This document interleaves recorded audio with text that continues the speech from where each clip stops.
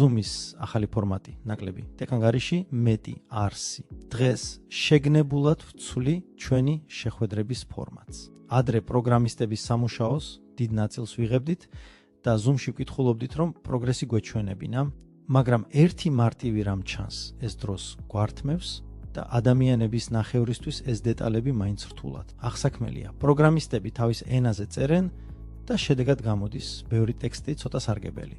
ამიტომ ახლა ასე ვაკეთებ, მთელ ტექნიკურ ანგარიშს გამოვაქვეყნებ ძირითად ოფიციალურ ჩატში, ვისაც მნიშვნელოვანია გახსნის და მშვიდად წაიკითხავს აუჩქარებლად, ხოლო Zoom-ში ვტოვებ მთავარს, სიახლეებს, ახალგადაწყვეტილებებს, მნიშვნელოვან ცვლილებებს და განხილვას. და კიდევ ერთი პრინციპული მომენტი მინდა რომ Zoom-ი არ იყოს ჩემი მონოლოგი, არამედ პარტნიორების ცოცხალი მონაწილეობა. თუ არის სიტუაციები, რომლებიც კოლექტიურ გააზრებას მოითხოვს, განვიხილავთ და ერთად მივიღებთ გადაწყვეტილებას და არა უბრალოდ მოусმენთ. ცუდი ამბავი წასულებისთვის გადახდების გადატანა და მიზეზი. ახლა პირდაპირ გეტყვით. მე დავპირდი მათ.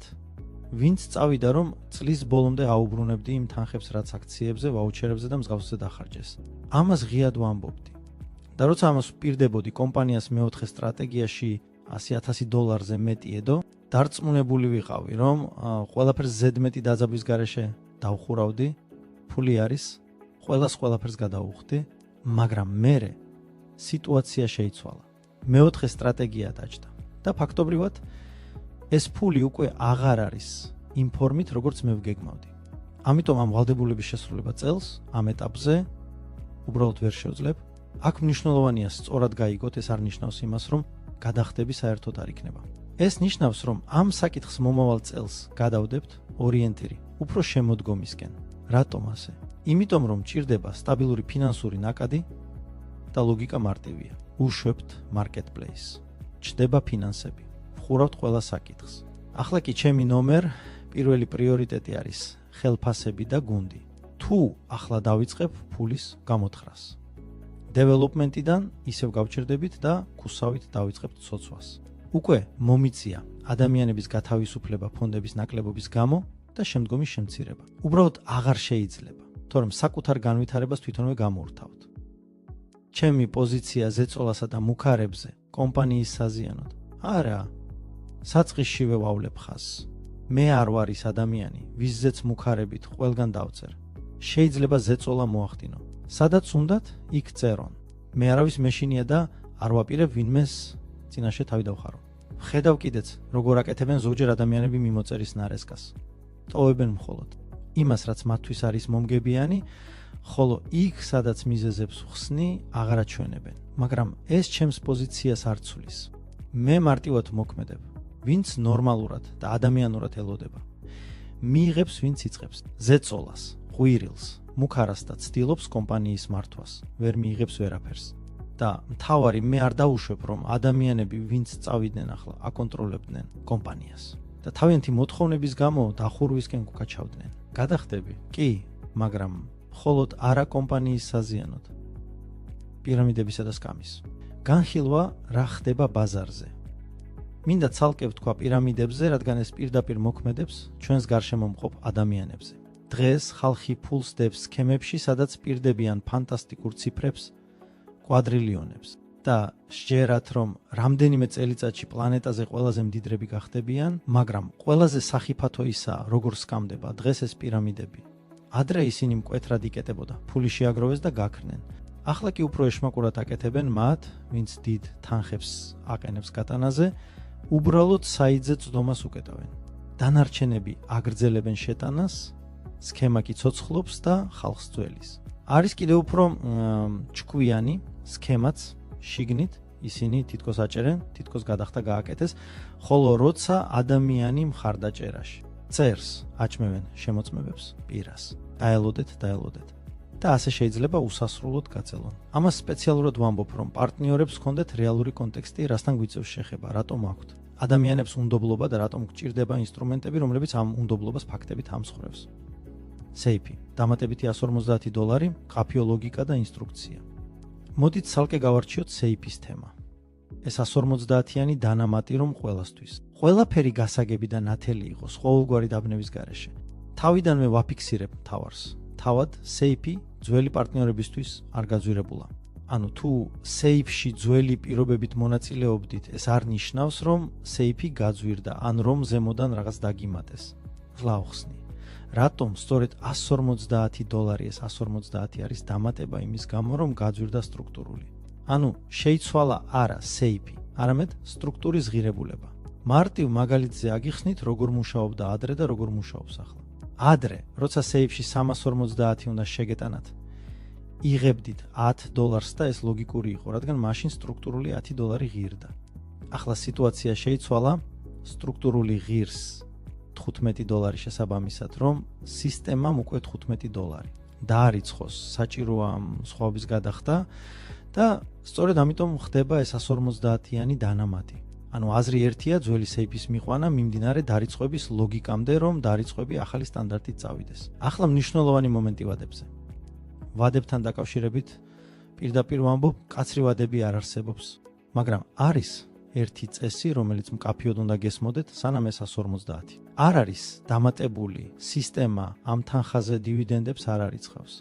ამიტომ ეს აუცილებლად უნდა გაითვალისწინოთ, თუ გინდათ, რომ ყველაფერი სრულად მუშაობდეს, ეგ უნდა დაიხუროს. ახლა კი კონკრეტულად რა უნდა გააკეთოთ, რომ ყველაფერი ჩაერთოს.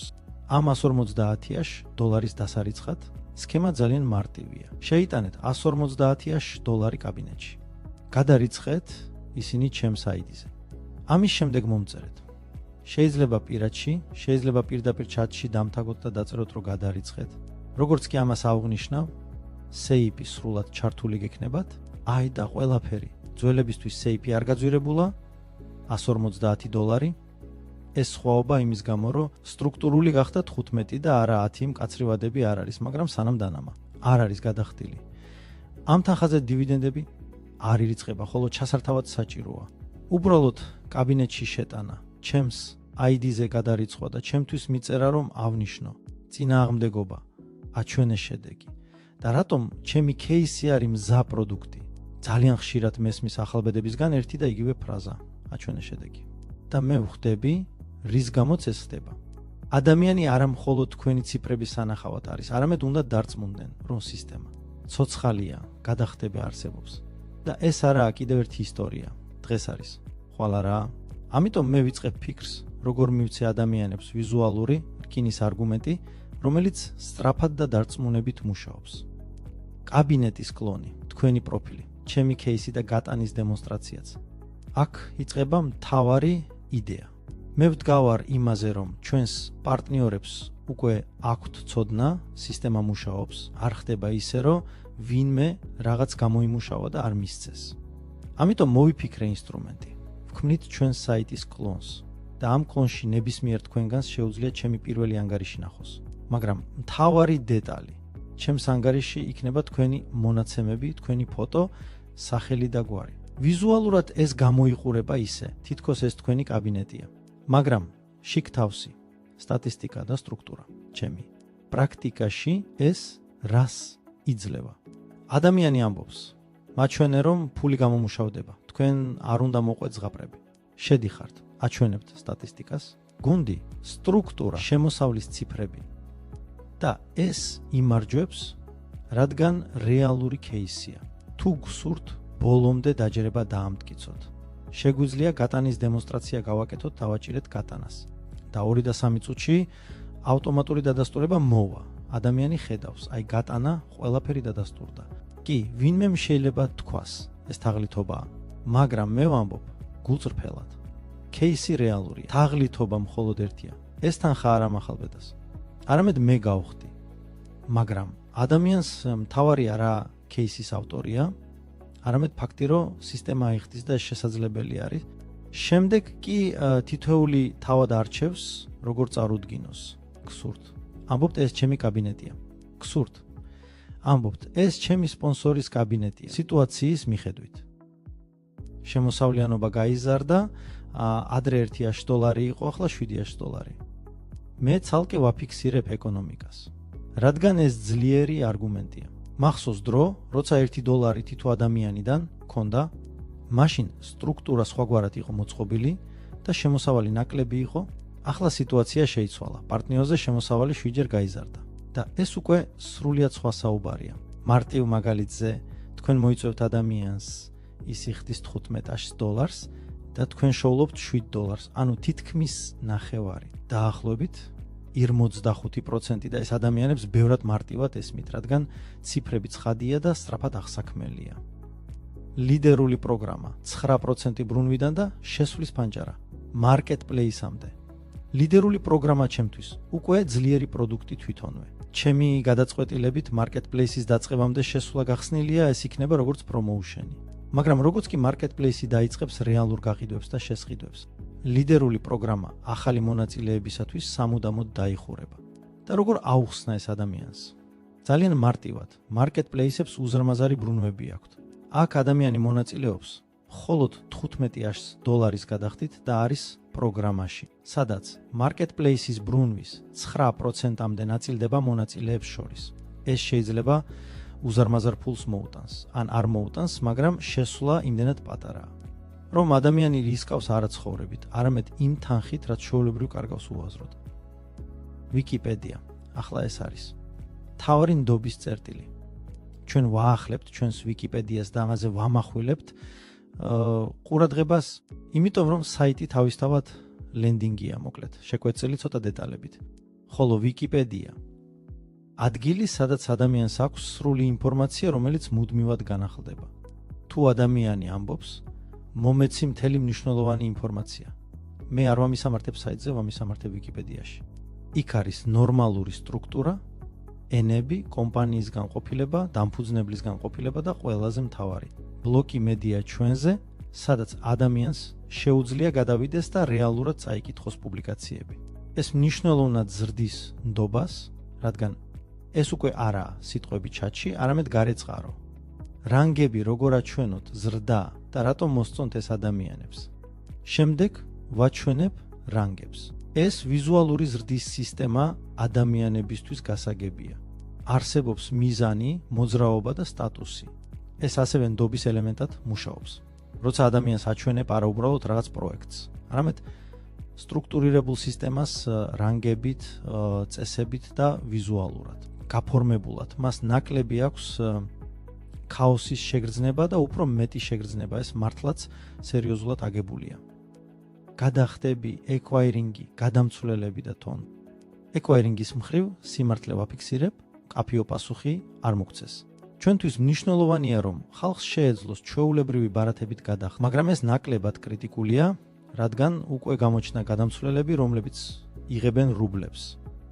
და ამას ჩვენ დავამატეთ ტონ ქსელი კაბინეტებში. ადამიანებს შეუძლიათ გადაირიცხონ და შეყვანა მოახდინონ ტონის საშუალებით, რაც მარტივს ხდის თანხის შევსების ნაწილს აკითხებს. ინფორმაცია ბიზნესმენების შესახებ პირდაპირ ვამბობ, სიტუაცია ამ ეტაპზე ცოტა რთულია. გოგონები ახორციელებენ ზატებს, მაგრამ ლიდები ხშირად სუსტია. ადამიანები არ იხსენებენ, რომ მათთან საუბარი ქონიათ, ან თავიდან ამბობენ, დიახ, შემდეგ კი არ ვიცი, არაფერი მინდა. და ყველაზე მგრძნობი არის ფასი. იმიტომ რომ აქ გადაიხადეს ფული გადაკეთებებზე, CRM-ზე, ტელეფონებზე, პროცესებზე და საბოლოოდ ერთი ადამიანი დაახლოებით $150,000-170,000 იღებს. ჩემთვის ეს უზარმაზარი თანხებია. ამიტომ მე არ ვთამაშობ იმაზე, რომ ყველაფერი იდეალურია. ვაფასებ რეალურად, შედეგი ჯერ სუსტია, ვიდრე გვინდოდა, მაგრამ ბაზას მაინც ბოლომდე დავკავშირდებით, ვნახოთ შეიძლება რაც შეიცვალოს. ინფორმაცია მესენჯერზე. მესენჯერზე პროგრესს ვხედავ, უკვე გვაქვს ტესტური ვერსია, დემო ვერსიის წყაროები და ის მუშაობს, ყველაფერი არის. რჩება მხოლოდ ფულზე დაჭედვა, შეგროვება და ყიდვა. ამ ეტაპზე ციფრებით ჩვენ ჯერ 1% მაინც ვერ შევკრიბეთ დაახლოებით 0.04% აქტიური გამომწერები დაახლოებით 20-ია. და ვამბობ, რომ მესენჯერით შეიძლება გაყიდო როგორც იდეა და ეს ერთ-ერთი ვარიანტია, რაც შეიძლება ადამიანებს შესთავაზო. დამატებით ცალკე აღნიშნავ, რომ კონტენტის მხრივ ახლა უკეთ მუშაობს ცოცხალი ფორმატი. ხმოვანი უკეთესია ტექსტისგან, ხოლო ვიდეო ბურთულა კიდევ უფრო ძლიერია ვიდრე ხმოვანი. როგორ აჩვენოთ სტრუქტურა? მე პირდაპირ ვაჩვენებ, როგორ შეიძლება კაბინეტში სტრუქტურის გახსნა. და მისი დემონსტრირება ადამიანის. ეს არ არის სურათი, არამედ რეალური ქსელი. შეგიძლიათ გადაადგილება შტოებზე ჩვენება და თქმა აი შედეგი. ერთადვე ვხსნი შავი ანგარიშების ნიუანს. ეს არ არის ფეიკი და არც ცარიელი პროფილები. უბრალოდ პროგრამისტმა ფოტოების გადატანა ვერ მოახერხა და როცა ადამიანები შევლენ, თავიდან დააყენებენ. რატომ მოხდა ასე? ძველ სერვერზე სივრცის გასაწმენდად პირველ რიგში ფოტოების წაშლა დავიწყე, რადგან ისინი ყველაზე მეტ ადგილს იკავებდნენ. მეგონა, ყველაფერი უკვე გადატანილი იყო. ამიტომ ახლა ზოგი პროფილი ფოტოს გარეშეა დასასრული. მარათონი სავარაუდოდ 4 იანვარს გაიმართება. მზად ვარ 1 იანვრის შეხვედრად ჩავატარო. მე ალკოჰოლს არ ვსვამ, ჩემთვის ეს პრობლემა არაა. რაც შეეხება Zoom-ს 31 დეკემბერს სავარაუდოდ არ ჩავატარებ. ყველა საკუთარ საქმეში იქნება ჩართული სიბრაზითა და მომზადებით. ამიტომ წინასწარ ვულოცავ ყველას ახალ წელს, დღესასწაულებს, შობას და მომავალ Zoom-ებზე